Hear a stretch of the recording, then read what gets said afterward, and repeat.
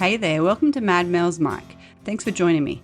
My name is Melissa and this is a podcast all about me, about my life with PTSD, about my life with a husband and kids and friends and everything in between.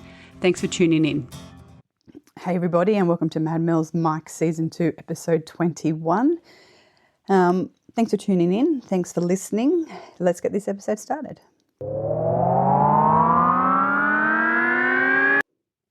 Thanks again, everybody, for tuning in to another episode of Mad Mel's Mic. Was actually really fun having Mel on last week, just having a chat, not too much about PTSD or mental health or anything like that. And I ended up getting a message from one of my mates who said he actually really enjoyed the episode and it felt like he was just listening to a radio show on the way home, which was pretty cool. I'll give a reminder at the end of the episode as well, but don't forget to put in your burn-in questions for me when Mel takes over my episodes. So send an email to her at askmadmel@gmail.com and she will collate all the questions. And once we have the closing date, I can't remember what it was. I think it's maybe the 24th, or it's actually coming up soon. So get them in, and hopefully next week will be the episode of where Mel is interviewing me. And it actually makes me really nervous, which is kind of silly because I'm pretty open and honest most of the time, but I think just not knowing the questions, which is the whole point of it, because when I interview people, they don't know the questions I'm asking them. So a bit of my own medicine coming straight back at me, but yeah, it'll be fun. And let's have a listen to this week's Song of the Week. It is Boulevard of Broken Dreams by Green Day. So let's have a listen. I walk a lonely road, the only one that I have ever known. I don't know where it goes, but it's home to me and I walk alone. So for me, the diagnosis of PTSD was very lonely, and I felt like I was walking that road all alone. And it's lonely. It's lonely as hell. And I know that I tried hard not to isolate, but it's safe and there's not much else you know what to do or how to do. And I know that in that songline it says it's the only road I've ever known. And yes, in reality, I know that's true. But at the time, it felt like it was how my life had been forever. I walk this empty street on the Boulevard of Broken Dreams, where the city sleeps and I'm the only one and I walk alone. Broken dreams. That's exactly what was going through my head when my diagnosis first hit me. And not just the reality, just like the whole symptoms of the diagnosis as well, and knowing that my dreams were broken because my career had ended and my life was mind-shatteringly altered, and just coming up with that. So that was the Song of the Week, Boulevard of Broken Dreams by Green Day. So like usual, I'll pop the YouTube film clip up on the show notes, so have a listen. It's a good song, whether or not you want to relate it back to PTSD or anything at all. It's just got a good tune, good lyrics, sing it away.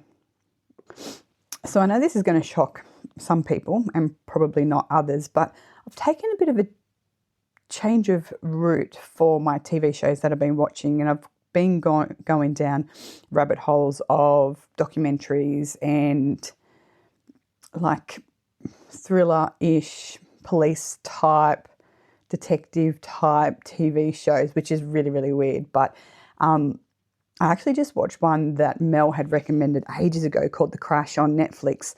And it's just a documentary that goes for an hour and a half on Netflix, where it talks about this 17-year-old girl that was driving a vehicle when she crashed into a brick wall and killed her boyfriend and her friend in the back seat. And I remember watching, I literally only watched it yesterday, thinking, I'm not sure if this is a very good idea, Melissa. Like, first of all, car accidents are my trigger. And here I am watching quite a very detailed and in-depth documentary about this fatal accident. And there's videos in there of the crash. You can hear it. You can see the video footage of the police body worn cameras, and I'm just thinking, Melissa, you need to stop watching this. Like, this could potentially sort of be the start of an unravel for you. But I couldn't stop watching it. And it's like that saying, it's like a bad car crash that you can't turn away from, and you sort of become a rubbernecker. But I'm watching it away going, you know what, this is going to be a very good test to see how I go moving on. I watched it all. Bit disappointed with what she got as a result of it. But look, I would recommend watching it. It's one of those things where I think it would divide people, that it wasn't any intent there. But for me, I can't see how there wasn't any intent with the evidence that was presented. But for me, and why I wanted to bring it up for you, you're probably listening going, what the hell is she bringing this up for? This doesn't make any sense. But I didn't have any nightmares from it.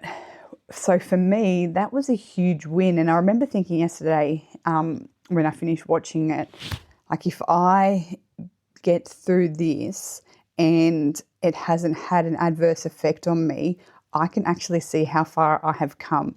Like, 5 years ago, there's no way in the world I would even contemplate watching that type of documentary, or even those type of shows that I've been watching lately. But I watched it. I didn't get any pressure in my chest for anxiety, which was amazing.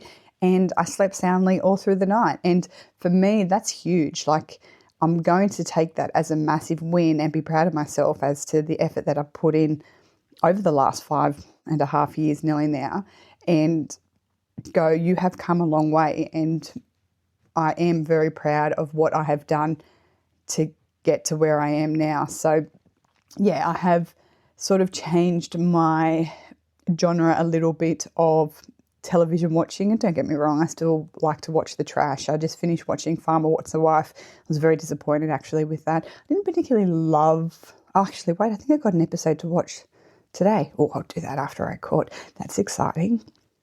I don't know why I only just thought of it. I think it was Sunday night and it's now Tuesday, so I'm a bit behind. Anyway, I segued a lot. I still enjoy watching Below Deck, but I've watched all of them. And it really annoys me that they release one episode at a time. Like, I like to binge watch seasons upon seasons. So, but yeah, it's funny, very funny. Anyway, what have I been up to the last week? Because we really didn't talk about that a lot with Mel here. We actually didn't really touch on my knee or anything like that, which was nice. It was nice to have a bit of a break. I'm not sure if my listeners appreciated the little break from just listening to me, but I enjoyed it. Look, I enjoy spending time with Mel.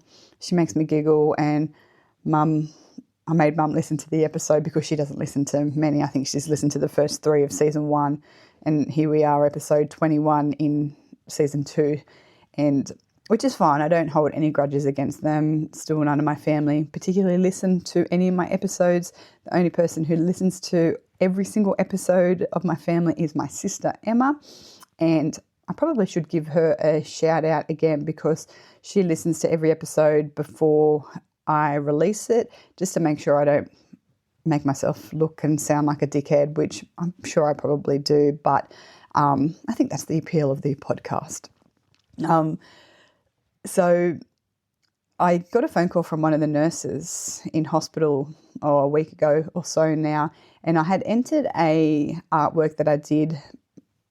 I actually did it at home after my last inpatient stay, which has been nearly 12 months. Well, 12 months ago today, I was in hospital and I haven't been back, which is amazing. And I'm really proud of that because I've been able to deal with everything that's happened, particularly this year. It's been a whirlwind of a year, and then throw on top of there a physical injury, and we all know how that can go ridiculously pear-shaped for me, that I've been able to keep my head above water.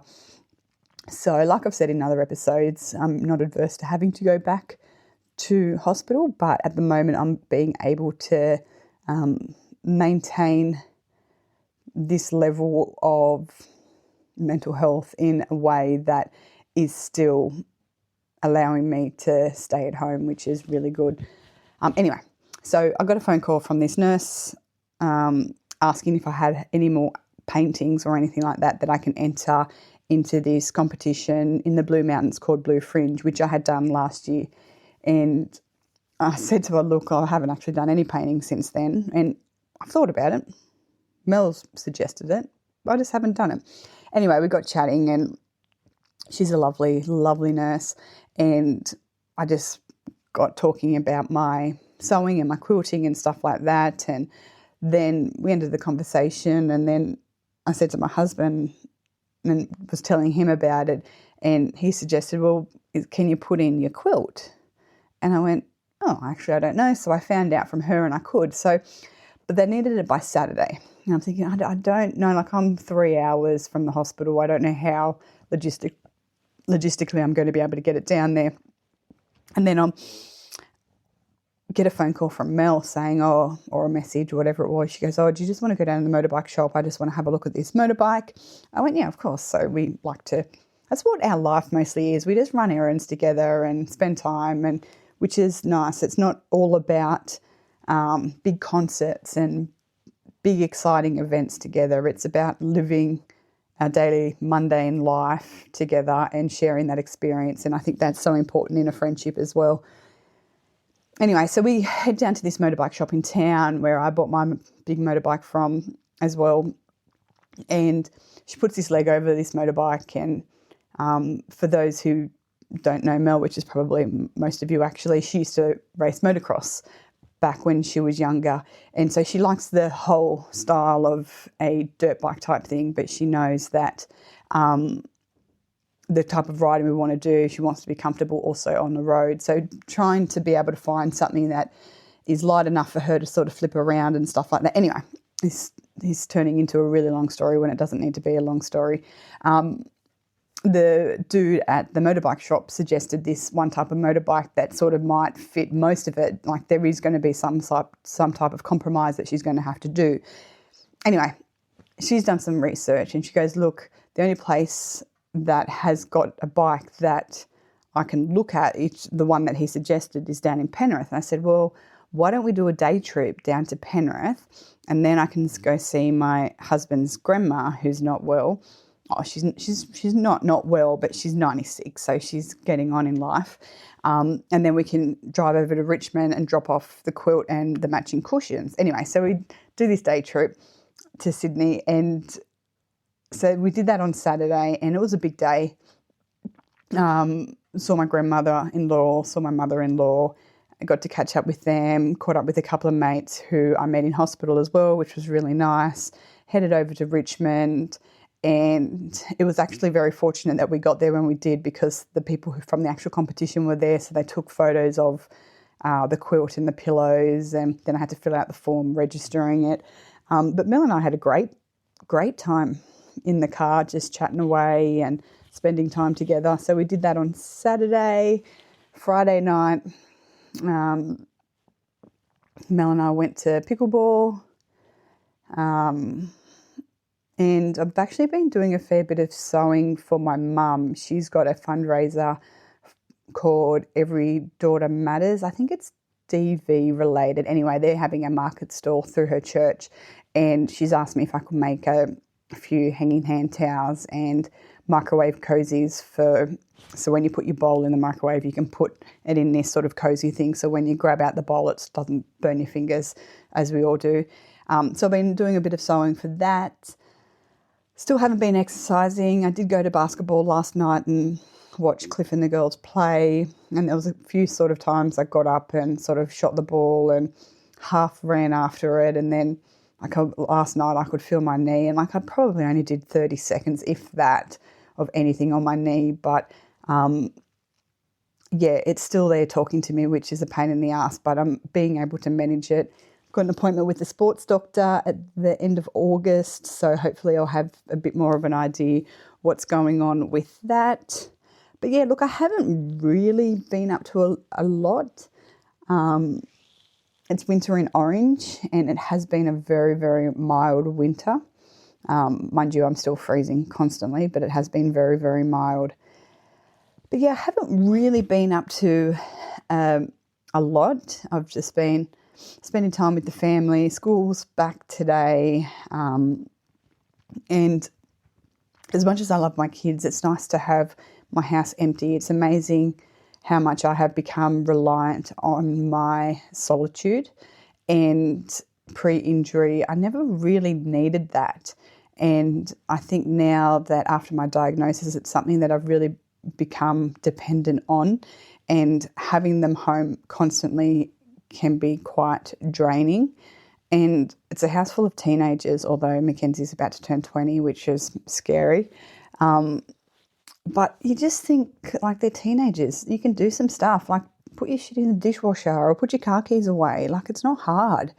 But if they don't do it, then I have to do it. Then I crack the shits, and it's just like this spiral. It's like, just tidy up after yourself. I'm not asking too much at all. So as I do every week, we're going to finish with the thought of the week. And I just want to apologise for last week's thought of the week. The whole old moles thing really threw Mel for a spin. But gee, we giggled. Even when I put it up on Facebook, she was still messaging me, still pissing herself laughing. But going to the book that I've been using for this season, which is The Boy, the Mole, the Fox and the Horse by Charlie Maxey. I'm opening up to a random page, and it is, one of our greatest freedoms is how we react to things. And that's so true. And I think we can use that in everyday life, whether we have mental health illnesses or not. It's how we react and what we can control. And we can't control what other people are saying or doing and things like that, but it's how we react to it that's important. Thanks so much for listening. Have a very good week and be kind to yourself. Thanks for tuning in to Mad Mel's Mic. I'm Melissa Smith, and I hope you've enjoyed listening. You can find me on Facebook and Instagram, and don't forget to like and follow. Have a great week, and don't forget to be kind to yourself.